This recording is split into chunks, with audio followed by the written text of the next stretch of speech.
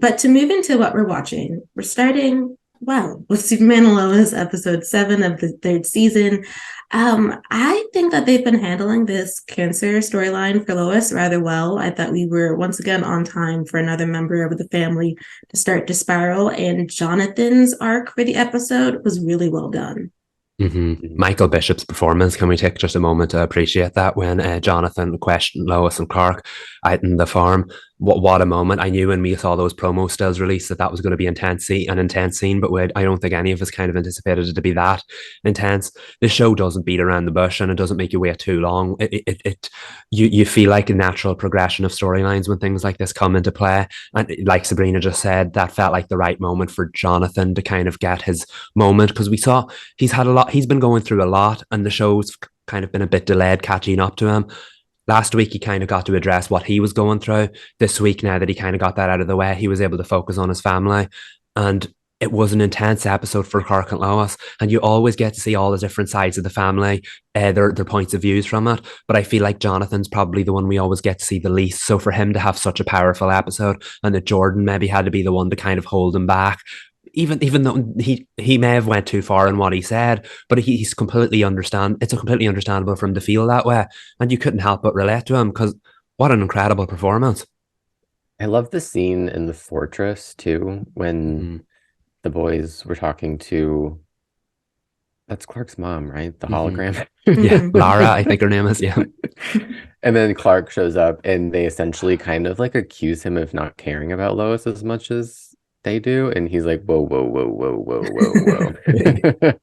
She's first on the call sheet. It's like Lois and then you two.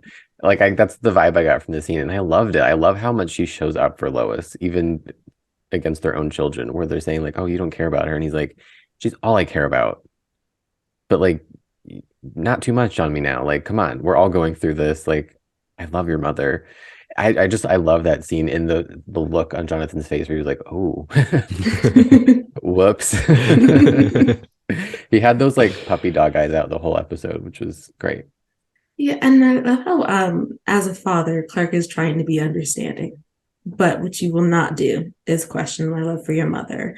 I get Jonathan's position though, because he's like, you have all of this technology that you could use for mom, and you're not doing that. And she's human though. I feel like that's one of the things that like this episode did well, was like to really hit home that even with access to all this technology, she can't use it. Like, there are like two things against her. There's, if she uses it, it's like a almost like a cheat. I think she can't give it to anybody else. And then even if she uses it, could kill her faster than chemo would. Like, it could, they have no idea what would happen if they tried to use Kryptonian technology on Lois. And Jonathan's desperation in that scene was amazing. I just felt like there was also such great weight to the decisions that Clark and Lois have had to make. I mean, how heartbreaking it is for both of them to be aware of what he could do if she wasn't human, but she is, so they can't access this technology. It was such an interesting conflict, because like, there is a chance Lois could survive it, but again, it goes back to the whole, but I'm human and you're superhuman. It wasn't designed for me.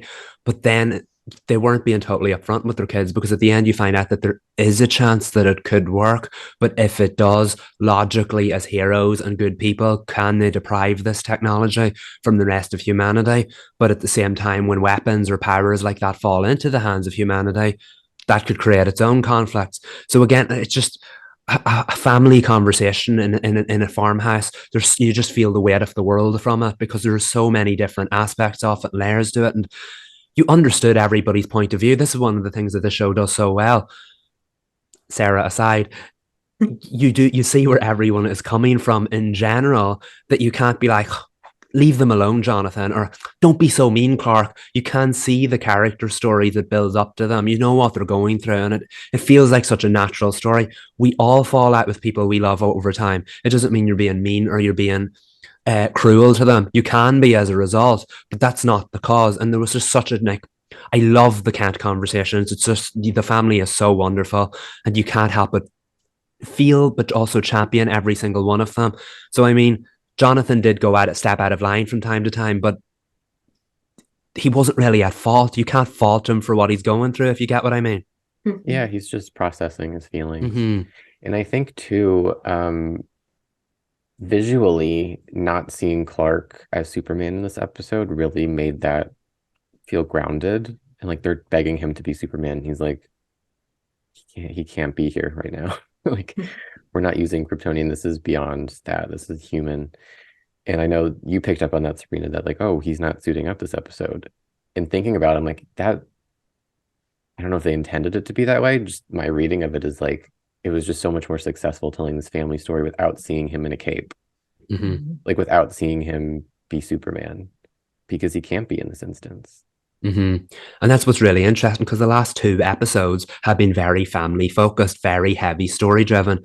And then in the final act, you get that typical Superman saving the day, whether it was Deadline breaking into the DEO or that showdown with Onomatopoeia last week. So they definitely managed to fit it in. But this episode was almost too heavy and too emotional that we didn't need to see Superman save the day at the end of it. The whole point of that is that he feels helpless. Yes, I'm sure he is swooping around the world that we don't see it, but it's not important to the story right now, because Superman is going through his own thing with his own family, and he can't save anybody in this situation. He has to hope that the human medical treatment will save Lois in the end, and that she will fight through it, because having all these superpowers and he can't save her. And I just want to hop on my soapbox a moment, because I seen the predictable comments online saying the show's turning into a typical CW teen drama. No superheroes. I didn't watch Superman to see all this. And you're like, no, it's telling incredible award-worthy storylines, far superior than your typical run-of-the-mill Superman movie ever could. And it's not just a superhero show. Everyone's not praising Superman at Lois because of its cutting-edge CGI, which, yes, is a cut above what you'd see on the CW. They're praising Superman at Lois because of how well it balances the storylines, how well it balances the characters, how it can make you feel one thing and like emotionally broken in one moment, but also go, yeah, get him, Superman, in the next moment. This show does everything, and if it wants to lean in one of those directions in one week for the good of the overall storyline, it darn well should. The best family dramas ever always do that. And it really bothers me when people say this, because this is not your typical CW show. This is not your typical superhero show. This is the perfect blend, which none of us ever thought was possible. We've somehow managed to get it. So I don't like to see people criticize a show for taking the time to tell important stories, because that's exactly what Superman and Lois is. Speak And on this, so Thank you. loves Clark Kent. Yeah. He's both Superman and Clark Kent. I appreciate that about Superman and Lois, because it doesn't feel like, oh yeah, he's Clark, but he's Superman. We care more about his superpowers and his superpowered storylines than we do about him as a citizen of Smallville, a father, a husband, a friend. He got to be a reporter in this episode. And which is so a cute reminder with his little notebook.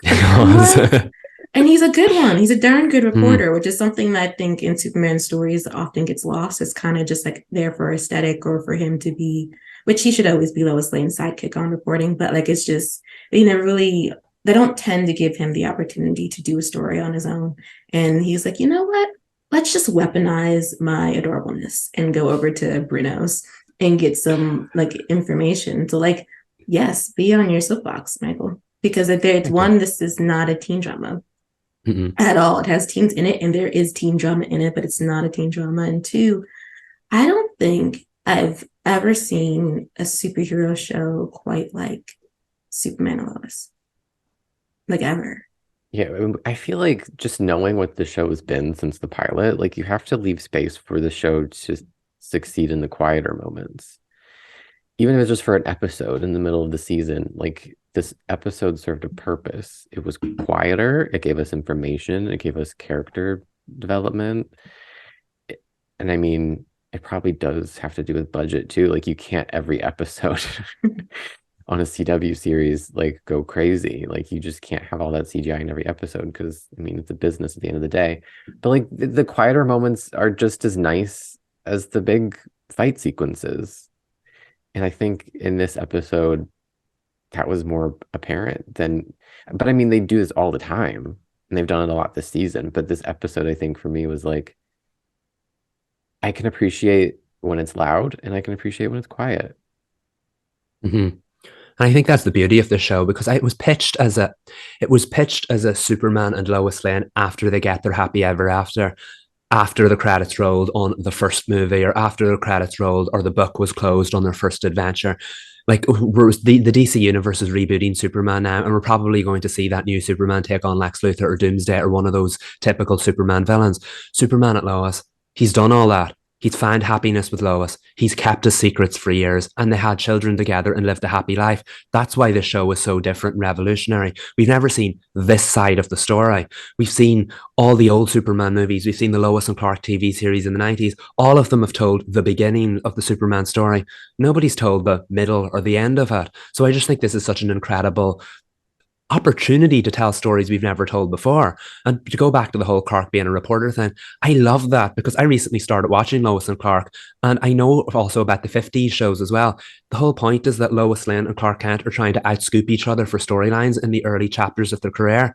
Whereas this time, they're a total unit as reporters. We don't get to see Clark report that much, but Lois felt like she'd made a mistake by questioning Pia too much. And Clark was like, sit back, relax, I got this. So one reporter was able to delegate to the other one. They are such a unit and so much more than your typical Superman and Lois Lane story. I don't think the show gets enough credit for doing that. Lois and Clark are the most iconic couple in all of comic books, but this show is telling a different side to that story and managing to use so many of those iconic moments in it as well. I just think it's wonderful. And so to get to see Clark be a reporter because he was trying to get Lois to chill out and relax and look after herself. That's a side to the story you don't see that much. And again, it's the little things in this episode that really made it shine for me.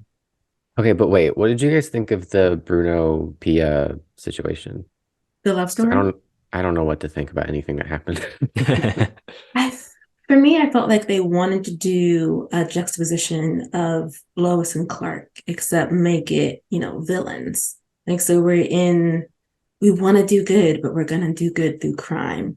Like it was Pia seemed to be in a superior position than Bruno. I think I was trying to figure out the mobster hierarchy, but it did seem like she might have been the big boss's right hand man, and Bruno was like up and coming and was asking her to come to his side, which I thought that was intriguing. I don't know if I necessarily like. It's not a love story that I'm attached to, but it's an interesting one to me because it takes into account like what do you do as a person who you've always had to do the wrong thing in order to move forward in life, but you really love your community and you really want to help them. So you're like, why don't we just organize a community of baddies who like, no one takes care of us, so we'll take care of our community. And everyone can say something about us, like wheeling and dealing in the back room, but are you the one making hospitals? Are you the one getting the streets cleaned up? You're not. So yeah, I'm a criminal, but I do good for my community, and it is what it is. I like that about the both of them. I've said this before. Bruno is such a cardboard cutout character in the comics, so to have this kind of like emotional depth to him automatically makes him much more of an interesting character. He was already a much more interesting character when all he said was "get out of my office" every single week, but now we have much more depth to him. We have much more like idea of what kind of person he is. And I think the conversation between him and Clark really solidified that. And they worked hand in hand with the flashbacks because, yes, he is doing horrible things, but that played perfectly into Clark's storyline with the boys. How far would you be willing to go to save the person that you love? And that automatically makes him much more interesting to me than a crime boss or anything like that. And that scene between him and Clark was probably one of the best scenes of the season because, first of all, again, how great is Clark as a reporter? When Bruno was like, we're talking about your wife here, and Clark was like, I'm not sure we are, because Clark knew he was talking about someone he loved. And I think the flashbacks worked hand in hand with that because you really got to see how much they do care about each other. Yeah, it came out of nowhere almost for me. I didn't expect a Bruno flashback episode, but I think it was very successful in what it set out to do. What was the scream thing she had going on? So is basically it looks like she has the same powers as the Black Canary and that she has just the sonic scream that she can kill people with. Oh, that's where I've seen that before. Yeah, exactly. So if you've watched Arrow, if you've watched The Flash, if you watched Legends of Tomorrow, you've probably seen one of the Black Canary characters unleash a sonic scream like that. Was it in the episode that we watched, the backdoor pilot? Yes, both of them did it. Laurel and Dinah. Yeah. So yes, I did. I don't believe that's onomatopoeia's powers in the comics. So interestingly enough, the mask obviously works with whatever kind of scream she's got to heighten it and make them see other things. Because when she didn't have the mask, all she had was a sonic scream. Now she can make people hear things. She can make people die with bullet holes without ever them actually having bullet holes in them. So she's obviously a lot more powerful than we thought, but it hasn't really went into whether she's just a person with superpowers, whether she's an alien, where do these powers come from? Maybe that's not the story it wants to tell, but I feel like we do know a lot more about Pia now. And I did think it was kind of funny that she was getting high and mighty over Lois. How dare you accuse me of this when Lois was 100% right? It's like I was that was gonna a little bring bit that up. unfair. Did Yeah. Lois go too far? I feel like I was with her. Yeah, exactly. I don't know. I She made the whole point of be like, I'm going over there, don't follow me. And that other lady was like, what's the tea? I thought she was gonna like know something. I was like, what do you know, girl? Yeah. We'll see, because she did have an interesting look on her face. Mhm. I don't think Lois went too far, but I thought Lois's apology was interesting because she said that they're supposed to be, she's trying to develop a friendship and you don't interrogate your friends. So at that point, I was like, okay, I could see why Pia would be upset. Like, we're here getting chemo together. I've opened up to you. You've opened up to me. And now you want to question me. But at the same time, as a viewer, I'm like, but Pia, we know you were doing shady things when you're not getting chemo at the hospital. And we know that Bruno is up to no good in an effort to save you from dying. Lois got too close. She did. And Pia reacted immediately. And that's what's interesting because Lois was 100% right. But even when she tried to apologize, Pia wouldn't let it go. She kept saying, oh, so it's your dad's fault. And I was like, come on now, this woman's trying to apologize. And you know she's right. It's not her fault she got too close. But then I think the facade fell away and Pia did acknowledge it by saying, this wasn't supposed to happen. I really appreciated the fact this show was used to subverting our expectations and it did it again. Did not expect the Bruno Mannheim reveal and the Pia to open up about who her husband was that quickly. We just found out last week. Did not expect Clark and Lois to find it out. But then it set up a lovely, like, emotional kind of ending because Clark and Lois didn't push back against that. They were just like, how dare you lie to me or anything. Bruno Mannheim is not to be taken lightly, but I think this was done so that they maybe can like ease their suspicions for a little bit, and then probably in about 4 or 5 episodes' time they'll be like, "Hold on a minute, we were right." But I just thought it was very effective in what it was doing. The show prioritized the emotional story over the super story, and I like it when it does that the best because it was very effective. It's like two sides of the same coin, especially when at the bell ringing, when for a moment I'm like, I know Pia and Bruno are bad news, but I'm really enjoying the emotional weight of Lois watching her friend ring the bell and this lovely speech, and Bruno finally getting to stand by his wife, who, since they've both been hiding their marriage so that she is not dragged down into the mud, even publicly, because she is already there. They don't know that. But like, it's just, I was like, I love it. Like, I might end up getting attached to them as we move further into the season, but I just really love that Superman and Lois has showed so many different types of relationships and romantic bonds. And this one is like, yes, they're evil, they're villains, but they have so much heart. They're like truly villains with, I guess, not gold hearts, but big hearts for each other and their community. And they really do protect their own. I always go back to that line from the Vampire Diaries. Someone said that anyone capable of love is capable of being saved. I don't know whether Bruno Mannheim will be saved by the end of the season, but I feel like they've done a very good job in making us want him to be saved, want his wife to be saved, want the storyline to have a happy ending for them. We know it can't because he's done horrible things, but like, that's how you know you've done a villain very, very well. And they've only done this in a very short amount of time. But we don't just know that they're husband and wife. We also know that they're parents, because that was quite the reveal in the end with Bruno Jr., let's call him. But did we see the Mateo twist coming? No, not until he walked into the room. Really? I did. Yeah, I know the fans were talking about that. I don't think I would have caught on had I not seen chatter about it online. Again, very effective. But when he brought up his mom to John Henry, I was like, oh, this is a very Pia heavy episode and we're talking about your mom.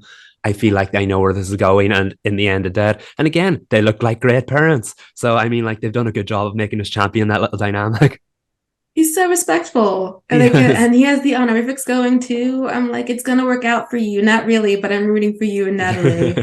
I think So to go to the human side of things that has nothing to do with Lois's cancer storyline or the big storyline of the season, I thought the handling of the teams this episode in terms of like Sarah and Natalie and Mateo was better than it's been lately. I mean, Sarah had her moment, but I don't know, I really felt her, struggle with not caring for Chrissy, but also really not caring for Chrissy because she's living with her dad now. She's not trying to see him with another woman just so soon after her parents' divorce. But then after Chrissy told her about herself, not spending the rest of the episode being awful until the last 5 minutes, we actually she corrected her behavior and they went ahead to the movie. I thought that was nice. Okay, here's where I'm going to say something potentially controversial Can't and wait. surprising. I was on Sarah's side. Oh, I was like, yeah, you don't have to accept Chrissy. Like what I related to her because I've been in that situation. I'm like, yeah, you shouldn't be forced to do you shouldn't be forced to do anything to welcome anybody. Go at your own pace.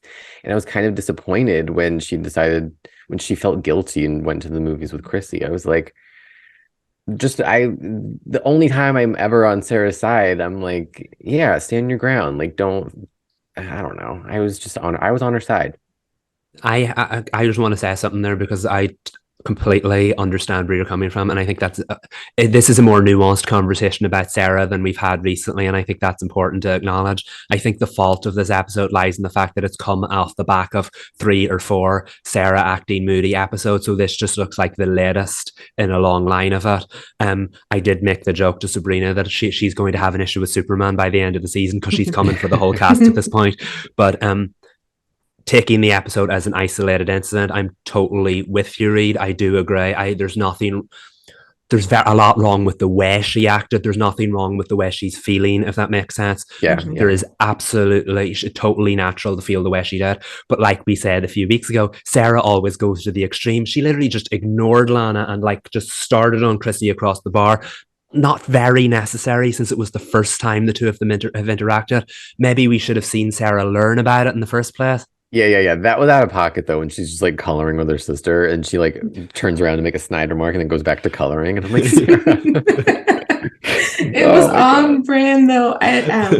It was such an interesting contrast though, because Lana, who had in the previous episode, she wasn't having it, but then had taken a step back and was trying to be mature about the situation. So for her to for Lana to be like, I'm gonna take it in stride. I don't care for this, especially because I think Chrissy ordered what Kyle orders at the diner, which is why Lana and Sarah were looking like, okay, so we're picking up food for Kyle, sure. But I do think us going to the theater is probably too strong of a counter for Sarah. I think yeah, but I guess we could go back and let her sit more in it. Like she doesn't have to automatically be welcoming to Chrissy. I just didn't want her to be rude to Chrissy in the way that she was. I mean, she doesn't really have to talk to her. Just keep it cordial. Hi, bye. And that was not what she was giving. She was very much giving, you can leave at any point and it'll be just fine. I wonder if they cut a scene because I didn't realize that until she was talking to Chrissy at the apartment that she'd seen Chrissy and her dad that morning. And which I think gives weight to why she made such a snide comment. I was like, girl, what'd you walk in on this morning that you weren't prepared for? Which is why she got that comment. Yeah, I know Kyle wasn't in this episode at all, and I feel like maybe this was not the episode to do that with. We could have had him off working on a different week. I just feel like we could have we needed a little bit more from Sarah finding out. The show doesn't do the whole typical CW off-screen conversations. So it kind of bothered me that we did that with Sarah and Sophie. But Sophie's off-screen all the time. That's not important. But you know what I mean? I just feel like we maybe needed a little bit more because with Sarah, it always goes from 0 to 100 very, very, very quickly. And this was just another example from that. But none of what she was feeling was wrong. I just feel like because they had her go so extreme, it was then on her to make amends. When if she just sat with her feelings, felt the way she was, and maybe didn't act out so extreme in the way that Sarah does, she wouldn't have felt the need to make amends so quickly, if you know what I mean. The episode wrapped it up very quickly. Yeah, she should she's a kid. She should be allowed to feel how she's feeling. And I don't know. Not that Chrissy laid it on thick, but it was kind of like, girl, you know what you're doing. Sarah's trying to set a boundary, and you're just kind of like, well, I guess you can go to the movies, whatever. I'll leave. And I was like, Sarah, no. Don't fall for But it. I loved the not to plow forward, but I loved the stuff between Sarah and Lana at the end of At the Mhm. the end. episode. Mhm. Yeah. Yeah. Yeah. But I was like, how does Kyle have like the Disney fireworks display just hanging around? I love that. I feel like we don't get enough of this type of Sarah and Lana dynamic. Lana has spent this whole season reacting to somebody else, everything that happens in her life. And I kind of want it more for her, considering she's the mayor of the town now. I thought, and I do think with whatever Onomatopoeia and Bruno's plans are, we might see her come into play later in the season. But there's been a lot of family stuff, and she's been reacting to all of that.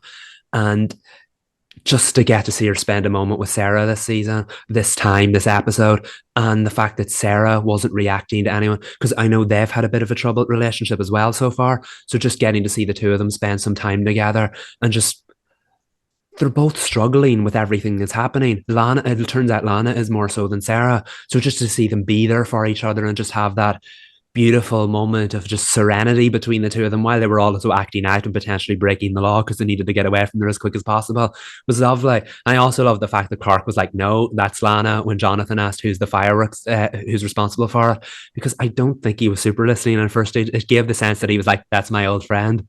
Yeah. Okay, I thought so too because I loved it. Like any Yeah. kind of stuff, I'm like, yes, talk about their best friendship. What I loved about Sarah and Lana at the end though was I think maybe fingers crossed we're getting to the point of teenagehood where Sarah is beginning to understand that her mom has layers. Mm-hmm. That is like that's God. It's such a like it's a hard part of growing up, but it's such a great part of growing up. And I think being able to set fireworks off with her mom um just really opened the door for Sarah to see like your mom has different like she has multitudes inside of her. Like I think Lana probably loves setting off fireworks when she knows she's not supposed to. It's probably a thing that she did when she was younger and hasn't done in a long time. There was just such youthful like excitement and exuberance around it. And it was a beautiful shot too, Mm-hmm. of them And watching the the fireworks. song, Oh, I Mm. know. I don't know what it was. I forgot to Shazam it, but I loved it the whole moment. It's a It's nice a, color. yeah, it was very family drama, and that's what the show is. You like we would have seen scenes like that in Friday Night Lights or something, and every so often you need shows like that or you need moments like that in shows like this when it can get quite heavy. And I just thought that was the perfect culmination is the wrong word because we're not finished with the season yet. No doubt the two of them will have their ways to go in their own stories, but I just thought that was such a moment of release for them, and it that came across so well, and the scene was only what 30 seconds, but it came across so well, and I think the two of them really needed that. And Clark and his wine that he can't feel. Yeah. That's what he tried to get for Lois. Oh, that was such a cute little moment. Before we move to John Henry and Natalie, I do want to say to circle back to Chrissy real quick.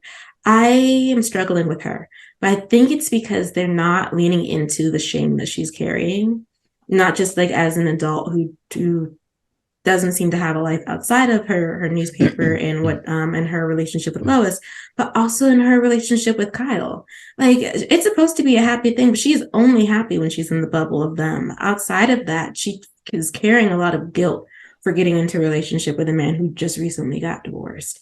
And that was like clear throughout this whole episode. And then she's such a mess that she forgot that she had her gummies in the purse. And then there Sarah was digging out. She's like, ooh. And then she's explaining herself to Sarah about Coachella. And I was like, we need to just stop talking. Let's just get the ticket and watch the movie. I would like to see Chrissy have more scenes with Lois this season because she's kind of been boxed off into the Cushing things, into the Cushing storylines, and no one's getting the chance to react to either the fact she's not getting the chance to react to the fact that Lois is still battling his illness, and Lois isn't getting the chance to react to, hold on a minute, you're with Kyle now. I just feel like a lot is being said off screen, and I know that the Kents and the Lanes have their own thing going on now, understandably so. That's getting primary focus, but I still feel like Chrissy would visit or Lois would insist on going into work. I just miss that dynamic, and I just think now that Chrissy's gotten swallowed up by the Cushing end of the stories, she's not interacting with anyone else, and I miss her relationship with Lois. I feel like the stories you were talking about there, Sabrina, they could be excavated through more conversations with Lois. Mhm. How do we feel about John Henry and his reaction to Natalie dating? I don't know. I thought it was predictable, but adorable. I also, why don't we not just, everyone just needs to listen to Lana. She speaks the truth. And he listened to her and then completely did the wrong thing. I was like, what? Come on now. And then he needed her help to sort the situation. Lana is just MVP of the episode, sorting everything out, talking everybody onto the straight and narrow. But it was, he's so protective of Natalie, and we get to see that in a lot of storylines. So even though you were like, what are you doing? It made total sense that you couldn't really fault him for the way he felt, if you know what I mean. Yeah, I liked it too. I thought like it was not a natural reaction for him. Because he was like, oh yeah, I'm totally fine with her like going on a date with this young man. He seems like he's okay. And the minute that young man appreciated her romantically, Dad was like, wait a second, whoa, yes, she's beautiful, but none of that, no puppy love, no nothing. Their little lunch at the island, all crowded and like claustrophobic, was really nice too. Now, Natalie popped off in a way that I had not seen in a while, and we just went to the theaters. I was like, I feel like in other households, you would not be getting out that door after saying what you did, but you know what? We're just gonna let it rock. Y'all enjoy, what was it, dumb Frankenstein? Maybe, I think so. Um, and I agree with you totally. I feel like Natalie always she has no problem holding back when her dad steps out of line. She's done it in front of Jonathan and Jordan as well, quite a few times. So it's nice to say that she's. I mean, you have to respect your parents, of course. Maybe that conversation didn't need to be had publicly, but she needed to get Mateo out of there before something blew up. So I mean, like, it paid off in the end. But yeah, I do think the teens were better this season, and it was Mm-hmm. nice actually to see Natalie react to her own life and take control of her own life, because things tend to just be happening to her. She's trying to carve out her space, and she's doing that regardless of Mm-hmm. how John feels about it. John's getting on board though, which is a good thing.